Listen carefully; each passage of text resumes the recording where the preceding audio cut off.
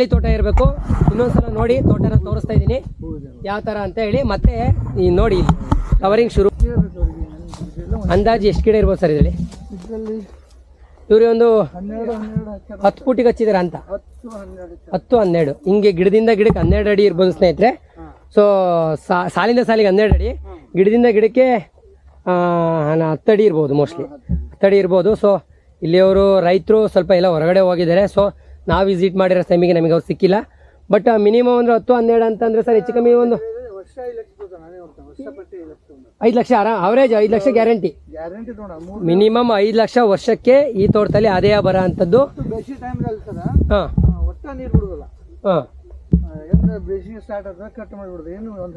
ಎಲ್ಲ ಕೊಂಬೆಗಳೆಲ್ಲ ಕತ್ತರಿಸ್ಬಿಟ್ಬಿಡೋದು, ಒಟ್ಟ ನೀರೇ ಬಿಡುದಿಲ್ಲ, ಸುಮ್ಮನೆ ಬಿಟ್ಬಿಡುದು. ಎಷ್ಟು ಅಂದ್ರೆ 3 ತಿಂಗಳು ಬೇಸಿಗೆ ಟೈಮ್ ನೀರ್ ಬಿಡುದಿಲ್ಲ.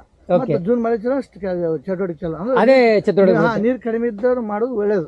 Okay okay okay. ನೀರ್ ಕಮ್ಮಿ ಇರೋರು ಇದನ್ನ ಆರಾಮ ಸೀತಾಫಲ ಮಾಡ್ಬೋದು, ಫಾರ್ಮ್ ಮಾಡ್ಬೋದು. ಬಟ್ ಆದ್ರೆ ಯಾವುದೇ ರೀತಿ ಇದಕ್ಕೆ ನೆರಳಿದ್ರೆ ಬರಲ್ಲ. ಈ ತರ ಬಿಸಿಲಿರಬೇಕು, ಖಾಲಿ ತೋಟ ಇರಬೇಕು. ಇನ್ನೊಂದ್ಸಲ ನೋಡಿ ತೋಟನ ತೋರಿಸ್ತಾ ಇದ್ದೀನಿ ಯಾವ ತರ ಅಂತ ಹೇಳಿ. ಮತ್ತೆ ಈ ನೋಡಿ ಫ್ಲವರಿಂಗ್ ಶುರುವಾಗಿದೆ ಈಗ ಆಲ್ರೆಡಿ. ಇದರಲ್ಲಿ ಫ್ಲವರಿಂಗ್ ಆಲ್ಮೋಸ್ಟ್ ಎಲ್ಲ ಹಾರ್ವೆಸ್ಟಿಂಗ್ ಮುಗಿದು ಹೊಸ ಮತ್ತೆ ಕೊಯ್ಲಿ ಬಂದಿರೋದಲ್ವಾ. ಈಗ ನೆಕ್ಸ್ಟ್ ನೋಡಿ ಇಲ್ಲೆಲ್ಲ ನೋಡ್ಬೋದು ಆಲ್ರೆಡಿ ಫ್ಲವರಿಂಗ್ ಎಲ್ಲ ಶುರುವಾಗಿದೆ. ಸೊ ನೋಡಿ ಓಕೆ, ಎಲ್ಲ ಫ್ಲವರಿಂಗ್ ಶುರುವಾಗಿ ತುಂಬ ಫ್ಲವರಿಂಗ್ಸ್ ಇದೆ ನೋಡಿ, ಇಲ್ಲೆಲ್ಲ ಇದೆ ನೀವು ನೋಡ್ತಾ ಇದ್ರೆ. ಸೊ ಬಟ್ ಏನಂತಂದರೆ, ಸೊ ಈ ಥರನೂ ಕೂಡ ಆದಾಯ ಮಾಡೋ ಅಂಥದ್ರಲ್ಲಿ ನೀವು ಆರಾಮಾಗಿ ಮಾಡ್ಬೋದು. ಇದ್ರ ಜೊತೆ ಇಂಟರ್ ಕ್ರಾಫ್ಟ್ ಕೆಲವೊಂದು ಮಾಡ್ಬೋದು. ಬಟ್ ಇಂಟರ್ ಕ್ರಾಫ್ಟಲ್ಲಿ ಬೇರೆ ಒಂದು ಔಷಧಿ ಸಿಂಪಡಣೆ ಏನಾದ್ರು ಮಾಡಿದಾಗ ಇದಕ್ಕೆ ಎಫೆಕ್ಟ್ ಆಗೋ ಅಂಥ ಚಾನ್ಸಸ್ ಕೂಡ ಇರುತ್ತೆ. ಸೊ ಹಾಗಾಗಿ ಇಂಟರ್ ಕ್ರಾಫ್ಟ್ ಮಾಡಿಲ್ಲ, ಜಸ್ಟು ಸೀತಾಫಲ ಒಂದೇ ಕ್ರಾಫ್ಟ್ ಮಾಡಿರೋ ಅಂಥದ್ದು.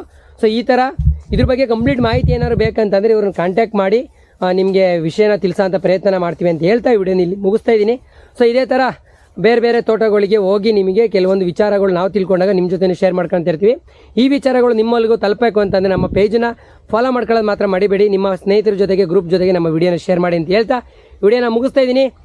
ದಯವಿಟ್ಟು ವಾಟ್ಸಪ್ಪಲ್ಲಿ ಮೆಸೇಜ್ ಮಾಡಿ, ನಂಬರ್ಗೆ ಕರೆ ಮಾಡಬೇಡಿ ಅಂತ ಹೇಳ್ತಾ ತಿಳಿಸ್ತಾ ಇದ್ದೀನಿ. ಬರ್ತಾ ಇರೋಂಥ ನಂಬರ್ಗೆ ಡೈರೆಕ್ಟಾಗಿ ವಾಟ್ಸಪ್ಪಲ್ಲಿ ಮೆಸೇಜ್ ಮಾಡಿ ಎಂಕ್ವೈರಿ ಮಾಡ್ಕೊಳ್ಳಿ. ನೀವು ಕೂಡ ಪ್ಲಾಂಟೇಷನ್ ಮಾಡೋ ಅಂಥ ಪ್ಲ್ಯಾನ್ಗಳು ನಮ್ಮ ಅವೈಬಿಲಿಟಿ ಇದೆ ಅಂತ ಹೇಳ್ತಾ ವಿಡಿಯೋನ ಮುಗಿಸ್ತಾ ಇದ್ದೀನಿ. ನಮಸ್ಕಾರ.